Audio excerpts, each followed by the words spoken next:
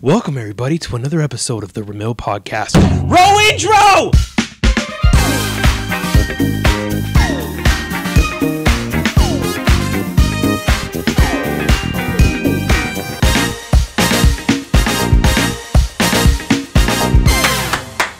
I'm so happy to be here. What's up, ladies and gents? Welcome, everyone. I'm glad to be here. I'm glad to be doing another podcast. I want to thank you guys for keeping up with our Kardashians. This is brought to you by The Yielding Seat. Now let's jump right into it. This past weekend was fun. I got drunk with my girlfriend. I learned a whole bunch of shit that we resented from each other. And that's cathartic, right? I think every relationship needs that, right? You just need to get Johnny Walkered up and just be like, your fucking balls smell. And then you got to take that on the chin and you got to be like, you know what? Your fupa, not that hot. Your morning breath drags into the afternoon. You. Just get all that shit you were holding in and just put it on the table and say, okay, let's see what we have here. Let's see what we're working with here. All the chips are there, right? Full fucking house. And then start peeling back, right? Start being like, all right, let's work on this. Let's work on that. Let's work on that. And by the way, while we're doing this, let's not do this drunk again. It's a cathartic thing. All these Noah and Allie relationships, these notebook relationships where you read to her at 80 and then she recalls all the bullshit and it's romantic and guys die holding hands. It's bullshit. That's some Walter Disney shit. That doesn't happen. Ask any old couple that's married. Mi nombre es Francisco. Y mi nombre es Estrella. Dile al viejo que me suelte la mano antes que le dé con la cartera. What's the key to a happy marriage? Hay que pegar tarro. No es fácil pelar la misma malanga, 80 y pico años. Los mismos huevos todos peludos. Mira la cara de tarro. Dame un favorcito ahí, Estrella, y déjate de hablar tanta mierda ahora después de vieja. No estás en sábado gigante ni nada, estás hablando tanto, ni te peinaste ni nada, Cállate la boquita. Would you have done anything differently? Claro que sí, con esta puta. Me casaría.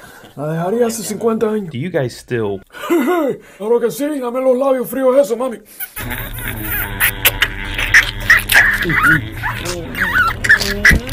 ¡No! Me pone el rabo.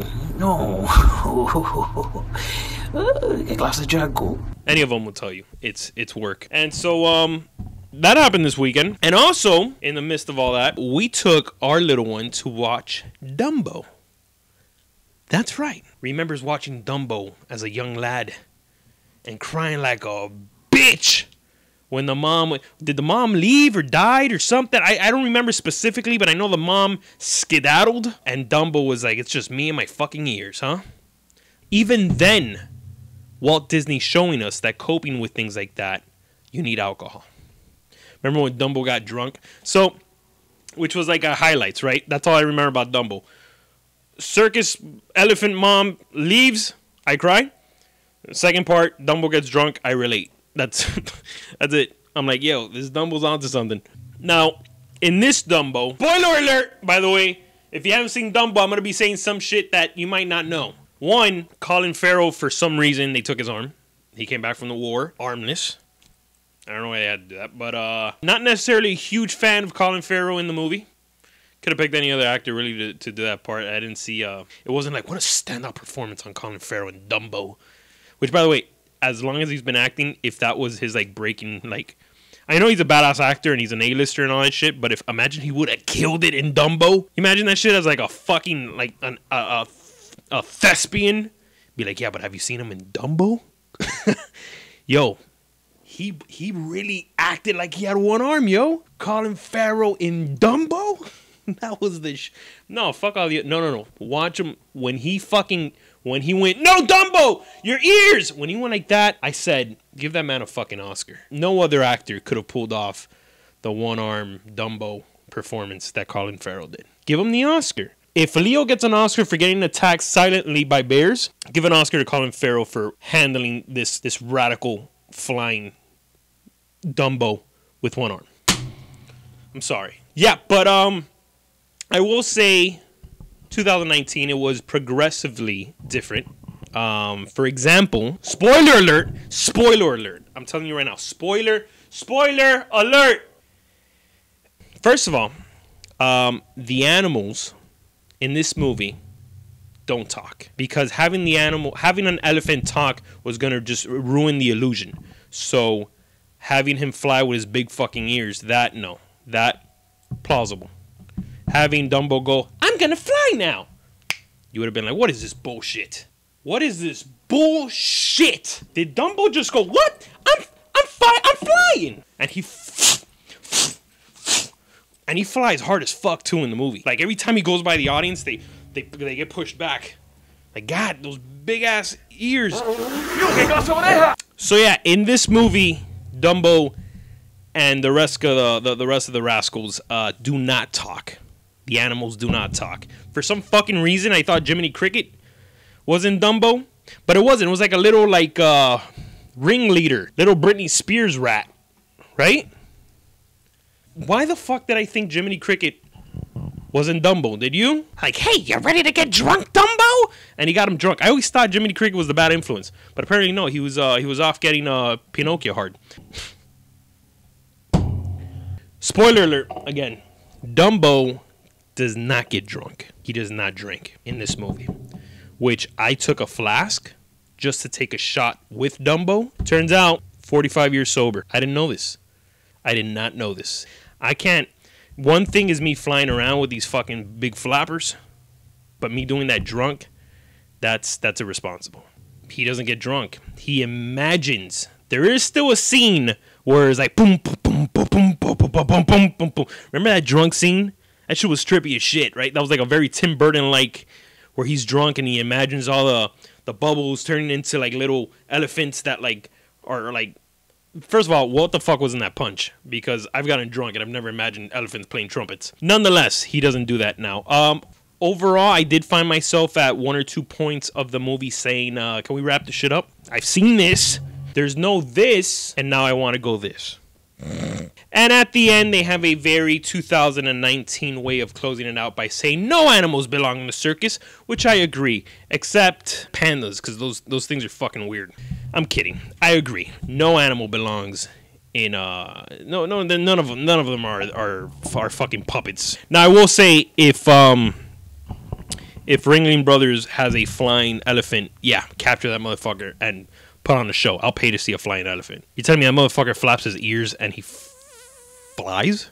Listen, if you tell me there's a cat that's flying, El gato volado, and you captured it, I'm gonna pay at least $5 to see that shit fly. I'm just saying. Now, you shouldn't abuse it, but if your cat flies, I'm gonna pay fucking good money to see that shit. Put up a fucking tent, whatever. Don't call it a circus. Do it in your efficiency, in the back, where the barbecue is and shit. Just charge 5 people to go around the back, not to park in the front yard, because then they'll know something's going on. Park in the corner there by Sedano's, and then have them come through the side gate and charge them $5 and watch your cat just...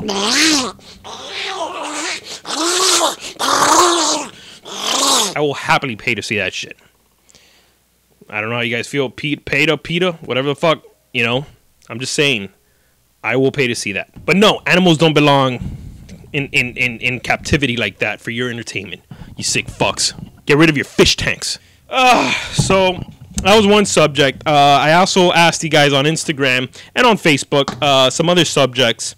And one of you guys wrote, what is your process when creating such hilarious content? Now, I will say I added the hilarious myself.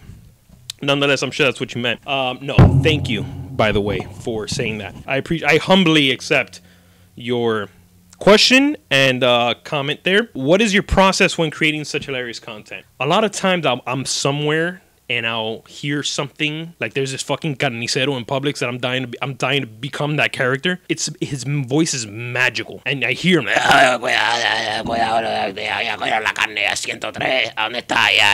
everyone that walks by is like, "Is that a cartoon?" And shout out to him, amazing. You should be on radio, not back there chop sueying. But see that right there, that inspires me. You know what I think. As a comedian or anybody that's starting in something like this, I think what the main thing you have to do first is program your brain for moments like that, you know? If you're not thinking funny or in terms of a sketch, if you didn't program your brain to think like that, you might miss moments like that. So I remember when I did the Cuban Doctor, my first skit, if you guys remember that, I always kind of, even as a kid, made fun of this doctor that I had, Dr. Hill. And he was a old fucking school. I think he was dead and still practicing. Fucking old guy with a non-generic Cuban last. His name was Dr. Hill, and apparently he was a composer. I remember my mom saying that shit. Era compositor en Cuba. Like, fucking sure. That's the reverse, right? Like, here he's a doctor, but he says that he was a composer in Cuba. Everybody was always something in Cuba. Whatever. I just remember going over there, and he was just, not only was he the nurse, he had a little operation in East Hialeah, and we would knock on the glass, and he would be the nurse. Ya llegaron, está bien, fírmame aquí. Right off the bat, red flag number one, right? Wooden panels everywhere with like printout certificates. I'm like, what the fuck is this Miami-Dade? Miami-Dade, spelled D-A-Y, Miami-Dade. What is this, mommy? No! And then we would go in, and no matter what, I would go in there with a bone sticking out and flies swarming my leg, and he would be like, tómate un Tylenol. A ver, mírate. A ver, bájate los pantalones. Tose. Ajá, a ver. Está bien. Mira, you're not gonna wash your hands. Mira, ustedes tienen Tylenol en la casa. Ok, ese hueso no luce bien. How long is the hueso out? 6 meses. ¿Sabes dónde queda el palmetto? Sí, está feo. Llévalo a un doctor. I'm like, what the fuck are you then? No, yo soy doctor, pero para los carros. ¿Cómo se dice aquí? Mechanic. So that was Dr. Hill, right? And then one morning, I always had that in my head. Before I even thought I was going to be a comedian and all this shit, I always had that character, and I would make fun of him with my school friends and shit like that. My mom's friends thought it was funny when I would talk about him. I always had that character in me. And then I remember one morning while I started programming my brain to think like that, think in terms of sketches and comedy skits and stuff like that, that character started circulating in my brain, right? And one morning I woke up to go to the state. I used to work for the state attorney's office, and I told my girlfriend I woke up with a headache. She said, take some fucking Motrin. And I'm like, yeah, but how many milligrams? What's the dosage? And she's like, it's like fucking 500 each. I don't know, just take 2. I'm like, that might be a little too high. And at that moment, I could see her love for me just fading, and she just looks at me and goes, take 2, you fucking pussy. You want your headache to go away?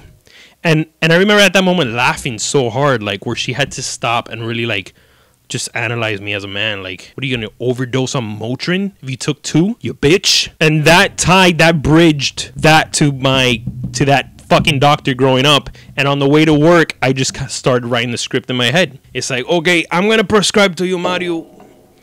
And then at the time, you know, like her telling me, like, what, take fucking 2, you put, like, that response, I made my own, and of course it's the now popular déjala con tu video, but at the time I knew I wanted that climactic moment where he's like almost taking him serious, and I was a new dad, and me myself, my neck was hurting, my back, my head, and I remember talking to my friends about it. They're like, dude, you're just anxious, stop being a bitch. Everybody around me was like, just stop being a bitch. And I'm like, all right. And that's why people sometimes tell me, like, bring back the doctor and do the doctor.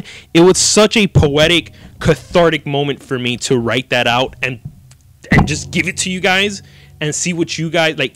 Here, it's yours now. And it's true. It is like they tell you to write your emotions down. Like I literally poured that, everything, the anxiety, years of abuse of medical malpractice from Dr. Hill. Just it was a collective cathartic flush, cleansing, if you will, much like the Yelding Sea with their beautiful juices. And it was put on film on a skit and just given to you guys, and like so much was relieved. And so that's kind of the background of the Cuban Doctor, and that's kind of how I come up with stuff. It usually starts, you know, like I did a skit with my grandfather. That's kind of how my grandfather was. He wasn't very affectionate. You're going to and you're going for a hug, and be like, oh, okay, yeah.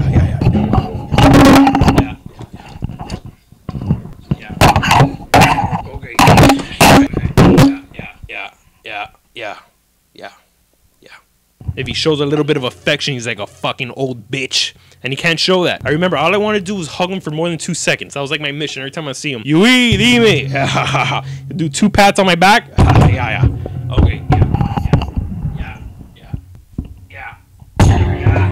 My brother and me would laugh about that shit all the time because he wasn't affectionate. My grandmother was even fucking worse. All these people growing up had the most, ay, mi niño, ven Mario, amayito, mira que lindo, ay, mi baby.